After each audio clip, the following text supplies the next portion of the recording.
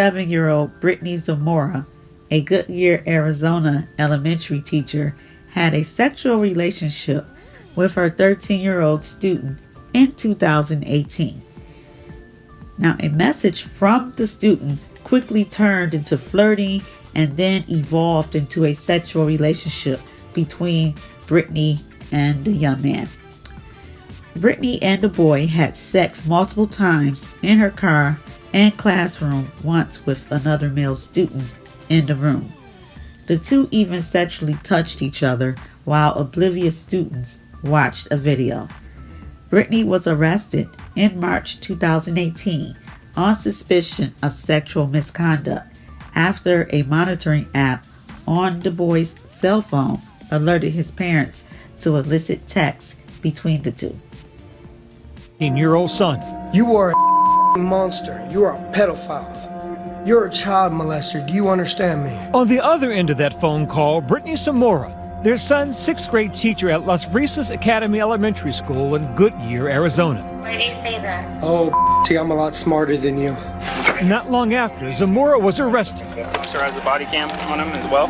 The 27-year-old pulled over and put in handcuffs, charged with sexual abuse after allegedly carrying on a secret relationship with one of her students. Ms. Zamora, did you have an inappropriate relationship with a 13-year-old boy, one of your students?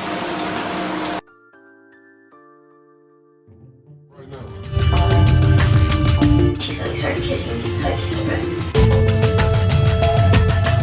Have you done anything with your teacher? Can we meet, to talk about this? Did you have sex with your teacher?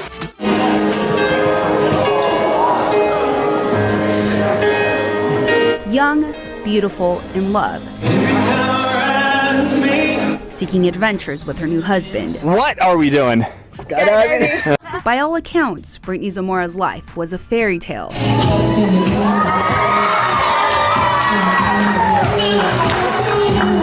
That would soon become a nightmare. How long do I stay in jail for? A predator in the classroom. Her credentials appeared impressive. On her resume, Brittany Zamora graduating with honors from ASU, a 4.0 grade point average for both her undergrad and graduate school years, a successful teacher at Littleton Elementary School, where she says she was named Teacher of the Year in 2016 and Teacher of the Month in 2017. She was in the process of getting her master's degree in educational administration.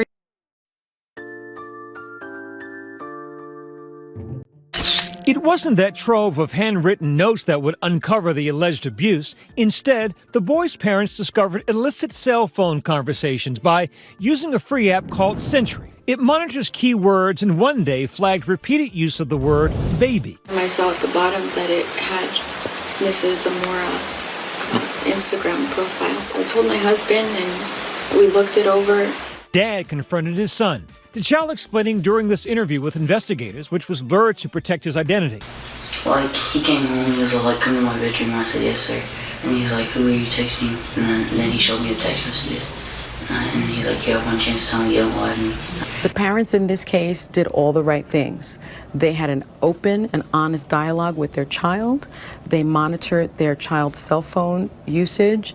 They realized that something was very different with their child, and they immediately contacted both the school and the police department. Culturally, we have this misconception if someone's a hot teacher and it's a young boy, this is something they want and that it's a positive. And that, in fact, is not the case. Studies show that a violation of trust, especially when it's a teacher, can be very damaging psychologically. A 35-year-old teacher who had sex with a 13-year-old 6th grader sentenced to 80 days in prison. The teacher-student affair has made headlines before, most famously with Mary Kay Letourneau. Back in 1997, the married teacher pleaded guilty to 2 counts of rape for sexually abusing her 12-year-old student, Vili Falau. She and Falau would go on to marry and have 2 children. A surprise ending in the case against a Florida teacher who had sex with a student.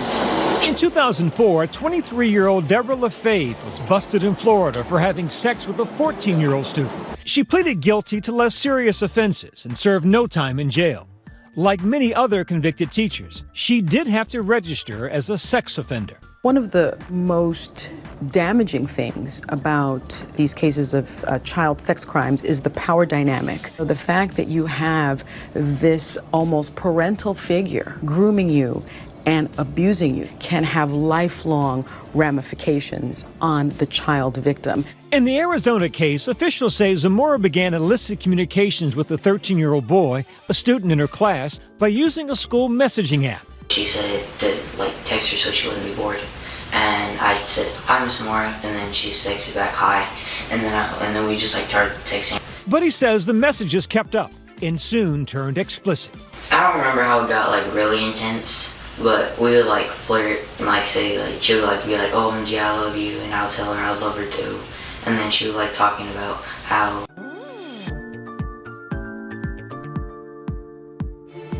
That even Mark, one student told detectives he would have to be on the lookout at Las Brisas Academy in Goodyear, while Zamora and his friend, the 13-year-old boy in the sexual abuse case, were involved in sexual acts in the classroom.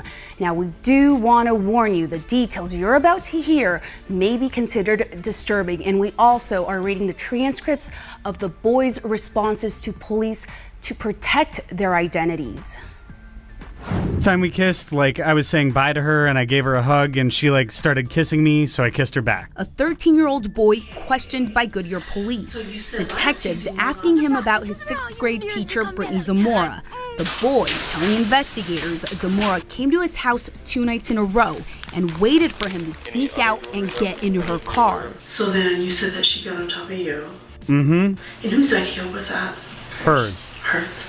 The boy says both late-night encounters turned sexual. The tapes go on to reveal a second victim in this case, another one of Zamora's students. I was one of the witnesses, one of the people that saw Ms. Zamora and my friend touch each other. This younger boy says he would have to guard the classroom door while Zamora was inside with his 13-year-old friend. Was Ms. Zamora saying anything? No, they were just doing it, and it was very uncomfortable, so that's why the second day they were doing stuff, I just left the room. The second boy would describe an inappropriate encounter he had with Zamora. Ms. Zamora asked if my thing was uncircumcised or circumcised, and I didn't know what that means, so Ms. Zamora went on her phone and looked up uncircumcised and circumcised. He says she never went beyond inappropriate remarks with him. She hasn't touched me or anything. Come on. But the 28-year-old teacher was arrested. I guess I wanted to give you the opportunity because there really is very little doubt on what happened. Can I wait to have? Later, the teen's parents call Zamora back with detectives in the room. I just don't know why you did this. Honestly, I just got really close after I think everything went down, and we were like, oh, how could that happen? And then Brittany Zamora was really brief. It only lasted 5 minutes. It was a motion by Zamora's defense team to delay the trial and set a plea date for sometime in June. State versus Brittany Zamora, time set for a complex case management conference. 28-year-old Brittany Zamora appearing in court this morning for a status hearing. The hearing set a trial date for September and a possible plea deal for June. Zamora was arrested in March of 2018, accused of having sex with a 13-year-old boy who was one of her students. Our I-Team investigation revealing Zamora allegedly lured the boy through an online school chat room that led to texting and ultimately sexual encounters inside. In addition to denying any negligence, the school district says they did not believe the rumors required a duty to report to the family and police. I think the facts as laid out by the police investigation. Russ Richelsoff represents the victim and his family.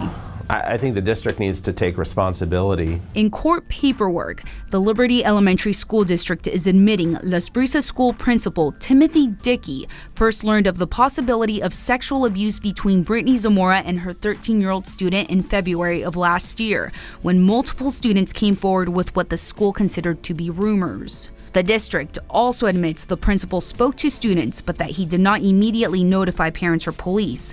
The district saying in court records that the principal did not believe the information he had required him to report it under state law. Rather than reporting this to an agency that is equipped and trained to investigate these kinds of things, he failed to do that. The district also denied they were negligent in monitoring the teacher's social media interactions with a student. Frankly, it's troubling because these people are still in the business of. Thanks for coming in. I appreciate it. You're welcome. Look, in a lot of cases, we know there's been a plea deal. We wouldn't see another attorney representing the victim. Why is this different? This case is different because there's also a civil case involved. So my law firm is representing the victim A in this case, the 13-year-old boy, in both the criminal case as a victim's attorney, and we're also representing him in the civil case against Liberty School District. And Russ, we know Brittany's going to be sentenced tomorrow, but a lot of these sexual encounters happen on school campus between her and this 13-year-old boy. What role did the school or the school district play in allowing this crime to continue and happen? Well, the key thing is what we know as of right now, and we know this from the police investigation, not just from our own investigation, but this is directly from the police investigation, is that the principal of Las Brisas Academy had 4 female students go to them. 3 of them provided written statements stating that they were concerned that there was an inappropriate dating relationship between this student and the teacher. The principal did nothing with that information. And what we know is that it was after those students went to the principal that most of the sexual activity occurred. If the principal had contacted the police, if he'd contacted DCS, if he had even just contacted our client's parents and told them that, hey, there was this rumor circulating at school, this would have been prevented. So is the principal criminally culpable in this situation or just civilly culpable? The criminal has not been charged with a crime, but we are suing them civilly. We're suing the school district civilly for the principal's lack of action, his negligence in this case. And what do you expect will happen tomorrow when it comes to the sentencing? The range of sentencing per the plea agreement is 20 to 27 years. The prosecutor is going to make a statement. She's going to state what she believes the aggravating factors are in the case. I will be speaking on behalf of my client, and I will be stating, I'll be reading a statement from my client's parents, and I'll also be explaining what I think the aggravating factors should be in the case. And then the defendant's attorney will have an opportunity to speak to the court, and she'll argue what she believes the mitigating factors are in the case. The judge will then take that information, weigh the aggravating factors against the mitigating factors, and decide what the prison sentence should be. And you're going to be asking for 27 years. That's the max. How likely do you think it will be that she'll get 27 years in prison? And then when she gets out, what will she be facing then? So I think there's a good likelihood she'll get 27 years in prison. The thing that really stands out about this case is how she abused the trust that the community put in her as a teacher. When we take our kids to school, we trust that they're going to be educated, we trust that they're going to be safe, and we trust that they're not going to be victimized. And Brittany Zamora abused that trust. So I think that's going to be a big factor the judge will weigh tomorrow in deciding what the prison sentence should be. With regards to when Brittany Zamora gets out of prison, the plea agreement requires that she, 1, register as a sex offender, and 2, be placed on sex offender probation for the rest of her life. We got on my phone, and he was wanting to shut his door at night. I was told him, you sleep with the door open. So on his phone, it has the child version, and mine has the parent version. Okay. So any keywords that I put in to look for, whenever it comes through his phone and message, pictures, anything like that, it will send me an alert. So yesterday I got the alert and I kept getting alerts back to back because the word baby kept being used. But this time I saw at the bottom that it had Mrs. Zamora Instagram profile. Okay. That's her name. And I'm familiar with her profile name because she's messaged me through Instagram as well. So I showed my husband the conversation, and then when he came home, we talked to my son, and we told him, we need you to be completely honest right now. We already know the answer to everything we're going to ask, so we just need you to tell us the truth. And so my husband just told him, have you done anything with your teacher? Did you have sex with your teacher? He said yes. He said yes. Okay. Did he elaborate any more on that, or? We asked him. We said, how did this happen? And so he told us that when he asked for permission to stay after school to help with the talent show, to set up and make posters,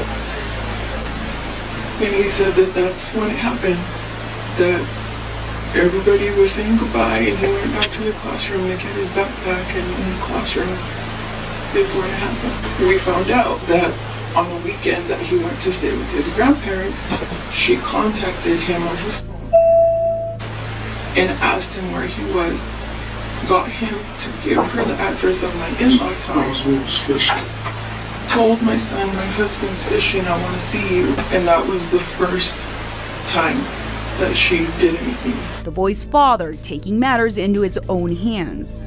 The way we actually confirmed it, I told my son, you're going to Texas, bitch. I'm sorry to use this language, you guys want the truth. And I said, you're going to trap her. You're going to make her tell me everything through these messages. I can show you right now what the messages said, and if you guys have the stomach to read it. After learning about these messages and the abuse, the boy's parents call police. They also get a call from Brittany Zamora herself. A detective tries to talk to Zamora about what happened. Did they tell you why you're here? They didn't tell you why you're under arrest? No. Okay. It's involving that relationship with... Okay. Can I have an attorney? You can. Is that what you want? Okay. Will I be going home today? She's told she's going to jail. I'm little, they're gonna tear me apart. Well, I mean, if you have problems with somebody, you can voice that to somebody, okay? And if there are problems, they can isolate you. I am the best husband in the world. Do you put my hair in front of my face for me? Like that? No, in front. Oh, in front. I'm sorry. You'll be fine, okay? We have to stop by them, or we just pass them? We have to go in the door by them, okay? We're gonna stop them? If you want to keep your head down, you can. Ms. Zamora, did you have an inappropriate relationship with a 13-year-old boy, one of your students? For more than a year after her arrest, Zamora denied the sexual abuse allegations, also turning down any request to talk to the media. Her husband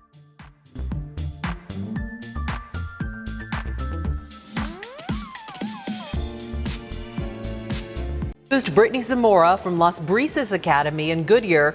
The alleged victim, a student half her age. Zamora just booked into jail, and ABC 15's Kim Tobin is there live. Kim, what does she have to say for herself?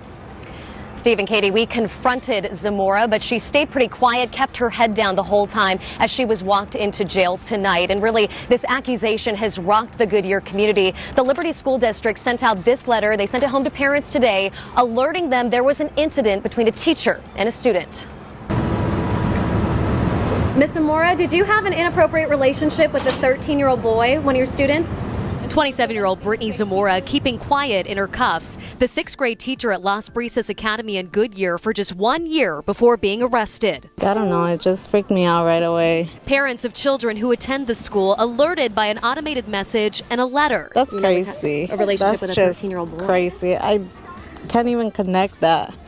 Like, that's wrong. Police say the 13-year-old boy's parents used an app to scan his phone and found text messages between him and Zamora talking about sexual activities both on and off campus. I gotta be honest, you hope it's not true. You know, I think that's the very first thing that you say to yourself. The interim superintendent, Dr. Richard Rundhaug, telling us Zamora was told to stay home from campus to keep her separated from students, and police came to her home.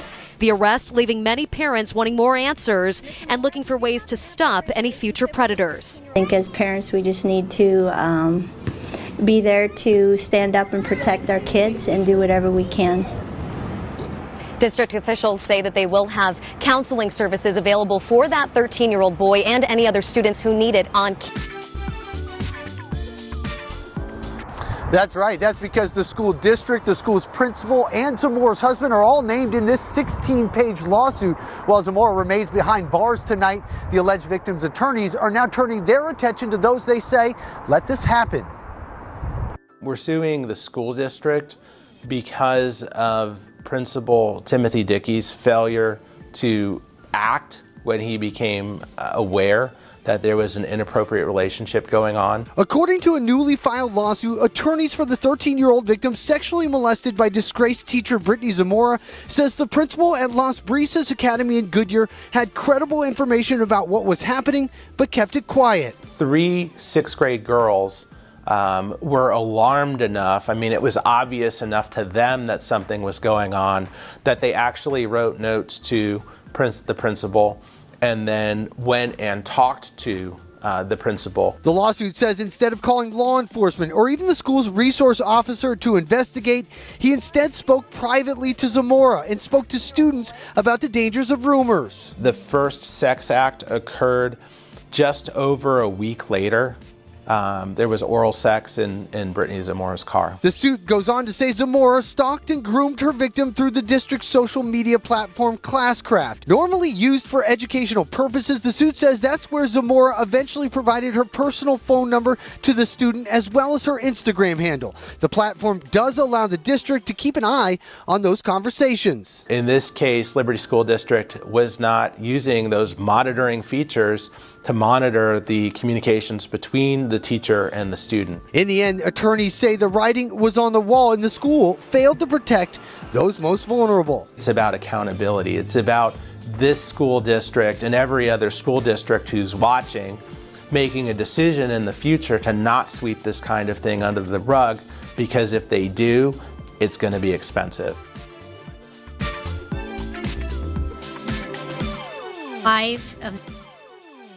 Has been significant misinformation given to the public.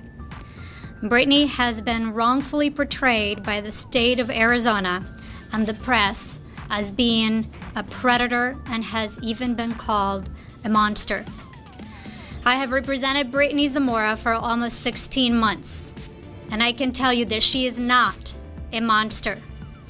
Brittany is not a predator. And this was not between a young child and Brittany. This was a teenager. Brittany underwent a psychosexual evaluation and she passed with flying colors. She is not a danger to society. There were issues in this case. For example, Principal Dickey refused Brittany's request to move the teenager out of the classroom. Brittany Zamora implored Principal Dickey to move him because the teenager had boundary issues and was obsessed with Brittany. I am not making that up. I learned that from Principal Dickey. All things that were outside of the evidence that probably you all received. The teenage family's attorneys filed the civil suit within hours of the issue coming to light to the police department. The teenager had 2 cell phones. He had multiple social media accounts for the same place. His family had Principal Dickey's cell phone number and would call him at any time they wanted to speak with Principal Dickey about his many behavioral issues. I see some of your faces frowning, but I learned this from Principal Dickey during a defense interview.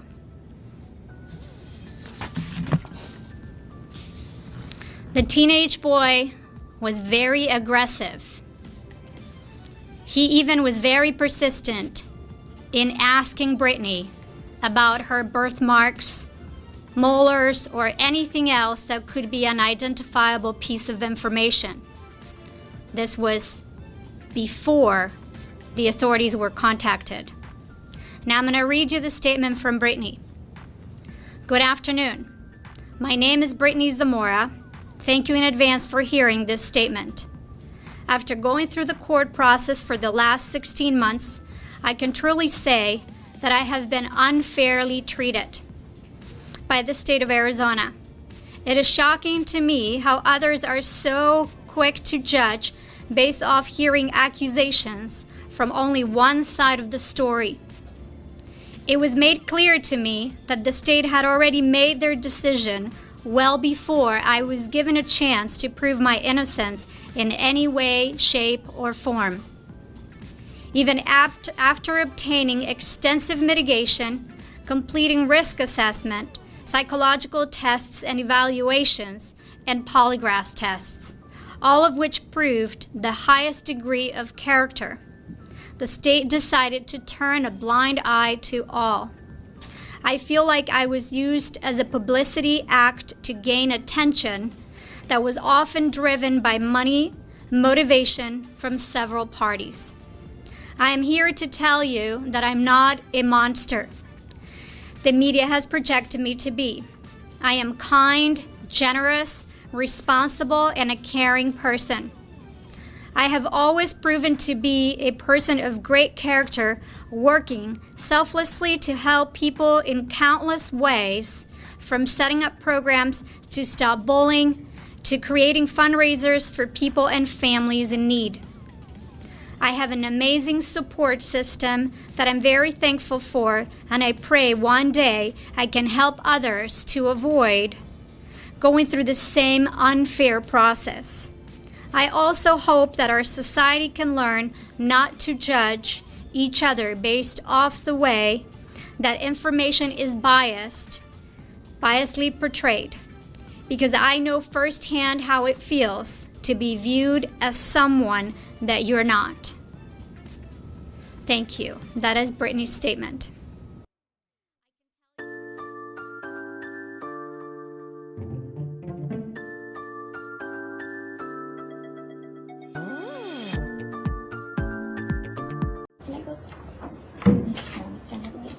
She would like to reach the podium, Your Honor. Certainly.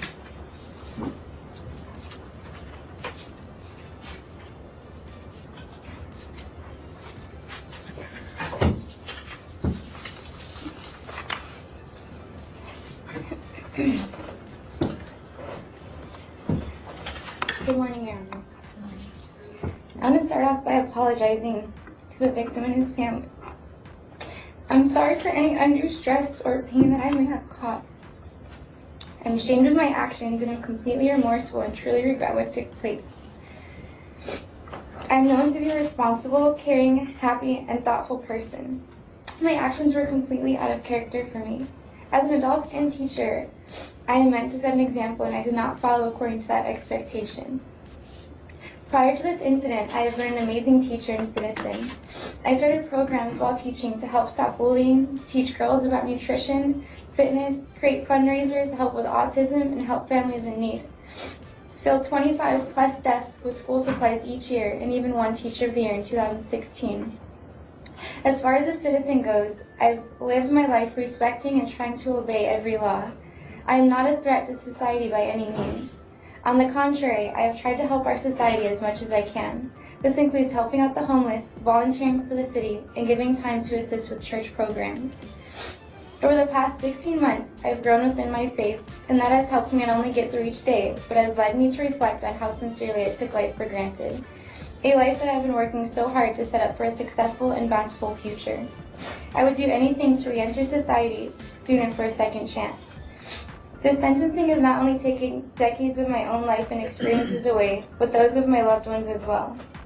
My family knows who I am and my heart, so it is just as hard on them. Therefore, I would also like to apologize to them. As stated earlier, I never want to hurt anyone, and it tears me apart to know that I have, and I'm deeply sorry.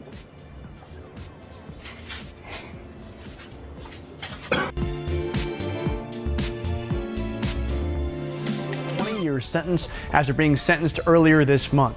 Zamora will spend her days in Goodyear still, but now those days will be at the Arizona State Prison Complex in Perryville. And now we're going to take you inside Perryville Prison to see what life will be like for Zamora while she's behind bars. Team 12's Colleen Sikora spoke with a former inmate of the state prison for an inside look. Brittany Zamora stood at her own sentencing, pleading for mercy. I would do anything to re-enter society sooner for a second chance. The judge sentencing her to the minimum 20 years in prison for having sex with her 13-year-old student. Zamora starting that time at Arizona State Prison Complex Perryville in Goodyear. Sue Ellen Allen served time there for securities fraud when she was 57. She's going to be very isolated. She's going to be lonely. She's going to be very profoundly sad because it is a sad place. A spokesman for the Arizona Department of Corrections tells us Zamora is still in the prison intake process. Allen says that involves time spent at Lumley, the maximum security yard. She believes Zamora will likely stay there for her sentence as well. Lumley isn't air conditioned like most of the places. It's like right now she'll go into a concrete coffin. Among the inmates at Perryville, Jody Arias, who's serving her life sentence in a cell like this one, with a little over 86 square feet of space, a bed, sink, and a slot through which meals are passed. Those types of details not available yet for Zamora, but Allen says Zamora's time will be difficult as her crime leaves her labeled as a sex offender. A sex offender crime, male or female, is what they consider the lowest crime. Murder is not as bad as being a sex offender. Leaving Zamora to now try and figure out her place there. This is her world now. So how does she contribute to that world? What does she do? How does she help? Especially when some women are not going to want her to help. And because she's famous now, they're Hundreds of you guys had questions. Is this sentence too harsh? Did the judge actually go easy on the 6th grade teacher? How does her sentence compare? Well, we took a look at a couple dozen other school employees who were also convicted of a sex crime with a minor and found there are really 3 things that can determine the seriousness of a sentence. A legal expert tells us one of the most important factors, the victim's age. Law breaks up the ages. You know, if you're 17, 16, or 15, you're going to be treated differently than if you're 14, 13, and again, differently if you're 12 or younger. And what I'm about to read you is something we didn't know about, and this apparently came from Post-it notes. So I'm going to ask the control room if they could squeeze together full screen 2 for me, because in a bag of Post-it notes, apparently found by the staff, presumably afterwards, some of those notes said things like, "You got me horny AF." And you should know, if you don't, check the Urban Dictionary what AF means, but there's a clue right there. And then another note says, "Your husband gonna flip out." And another note says, "Your cookie calls me, wink, wink." Again, Urban Dictionary, the definition of cookie is a woman's vagina. And then the final note, maybe most telling of all, "What time we gonna smash?" And I don't think I need the Urban Dictionary to find out what that actually means. Let me, if I can, bring in Russell Richelsoff. He is the attorney for the victim's parents. Russell, can you hear me okay? I can hear you. Okay, so I'm just super gobsmacked by a lot of this stuff. Much of it is material that it seems you and your clients were able to get from the police, because this stuff didn't come up in the criminal complaint. How did you get your hands on this material? And I've only just scratched the tip of the iceberg here. The Maricopa County Attorney's Office shared it with us. It's information that we could have gotten through a public records request. Because of that, just to save us the time of having to submit a public records request, they just gave us the material. Well, that's, I mean, pretty telling stuff, especially since we didn't see it in the criminal complaint. So if prosecutors have this stuff, this is very damning for Mrs. Zamora. There's also other facts in the material that you have, alluded to in your intended lawsuit, and it is that you want to sue for about $2.5 million. Is that correct? That's correct. Can you tell me why it is you want to sue the superintendent in the district? And I'm assuming Mrs. Zamora as well, and correct me if I'm wrong. What is it specifically that you want to sue them for? Well, are you talking about what action Yes. that the district is responsible for? Yes. The important thing here is that, we all know what Brittany Zamora did. What's unusual about this case is we actually have a third-party witness. There was an 11-year-old who actually witnessed some of these sex acts being committed.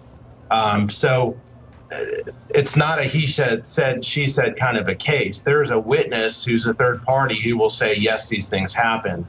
The reason why the school district is responsible, though, is that 6 weeks prior to Brittany Zamora being caught, 3 sixth grade girls went in and spoke with the principal and told him, hey, we think there's something inappropriate here. We think they're dating. We think that he's getting preferential treatment in class. He doesn't get in trouble when the other kids get in trouble. We think something's going on here. There were rumors at the school that the teacher had gotten pregnant by the student. So there were rumors going around that there was some kind of sexual dating activity between our client and Mrs. Zamora. So then I also want to just mention real quickly, because I'm just low on time and I want to get as many facts in as I can. We're also led to believe through your allegations in the lawsuit that while the class was watching a product we know well here at CNN, it's called CNN 10. It's a product for school children, informative product. While the class was watching CNN 10, she and this boy would engage in sexual acts behind the projector, meaning she would have allegedly this young 6th grader come back to the projector and operate the projector, but instead the two of them would have some sort of contact, sexual contact, literally in the classroom with the class there watching the CNN 10 show. And that also they had sex twice after the school talent show. So the other issue, you said that there was a witness, a 10-year-old witness. I'm under the understanding that 10-year-old witness was actually enlisted to keep watch. It's not just a witness. This was someone who was allegedly enlisted to make sure that the sex acts could stay private. Is that true? That is true. He's actually 11 years old, but he was asked to keep watch. He knew what was going on, and at one point he did actually witness one of the sexual acts. I want to also show our viewers Ms. Zamora's one of the appearances that was captured on camera when she appeared before the judge. There's a conversation between Zamora and the judge, and it's fascinating. It's telling about Ms. Zamora's understanding of the legal system and maybe about how much hot water she's in or how much she doesn't understand how much hot water she's in. But it gives you a taste of this person, of this 6th grade teacher. And in light of the allegations that are being made against her, it is fascinating to watch this. Take a look. So is there anything you just want the court to know about whether or not I should release you or impose a bond at this time? And if you have nothing to say, that's okay as well. I would love to go home to be released. That'd be amazing. I don't know if there's just stay at my house, or I'd love to go home to my husband. I'd love to go home to my husband. Eric, I'd love to go home to my husband. I don't think she understands. That's not what the judge is asking. She's still stuck there on a $250,000 bond. She has many, many problems, clearly, that got her into this mess to begin with, and she should probably just say nothing. I'm surprised there was nobody standing next to her at that time. Why was there no one standing next to her? It must be a process in Arizona. I have a lot of questions about that. And what about the question regarding the $2 million threatened lawsuit? Is this basically bring your wheelbarrow to the school and ask them to fill it, or you're going to file the lawsuit and you can fill it with as much as you want because of the fact pattern they've discovered? So in his defense, the parents have to put a number down. The notice that was filed pursuant to the Arizona statute, that you have to file this kind of notice within 180 days of the event of your intention to bring the lawsuit and how much you want, unless you want us to go forward with the lawsuit. So they were following the statute, but it's a bad case. I mean, these are bad facts. If they're true, they're bad facts. They do have a problem with the case, though. Even their expert in what they filed says, I can't tell you what's wrong with this young man or whether he's even going to have problems in the future. He might. Well, then the future problems are a massive issue. I'm going to leave it there, but I don't think it's the last we're hearing of this story. There are a lot of questions about why Brittany Zamora would file for divorce from her husband, who supported her through all of those criminal proceedings. I'd love to go home to my husband. Brittany Zamora appearing before a judge in 2018, hoping to simply go home to her husband Daniel, but now she's filing for divorce and representing herself. Number one, of course, just like if they weren't in jail, they just don't like the person. They don't want to be married to him anymore. Attorney Monica Lindstrom says filing from behind bars can be a tricky and tough choice, but could ultimately protect Daniel from the family of the boy Brittany had sex with. Another reason could be that they do love that person and they want to protect them from any possible civil liability or any seizure of assets or anything that could come from a civil lawsuit. Documents reveal the Zamoras will split their Buckeye home, 3366, and all their shared property, from furniture to workout equipment, even a boat, will go to her soon-to-be ex-husband following the finalization of their divorce. The two tied the knot in 2015, and Daniel Zamora supported Brittany through the lengthy criminal process after she was accused of having sex with her 6th grade student. Brittany's an adult. She's a good person. The best person I ever known. The case dating back to spring 2018 that stemmed from a class chat room between Brittany and a then 13-year-old boy. He can't bring himself to say, God, like we had sex. The victim's parents distraught, telling detectives what their son disclosed to them. Zamora pleading guilty and is currently serving a 20-year sentence at Perryville Prison, all while her husband of 4 years faithfully stood by her. It could be that since she put him through all of this during the lawsuit, that she wants to just protect him. Brittany and Daniel don't have kids together, and according to court documents, she's not changing her name. A server handed Daniel Zamora the divorce papers on April 30th, but court records indicate he has yet to respond.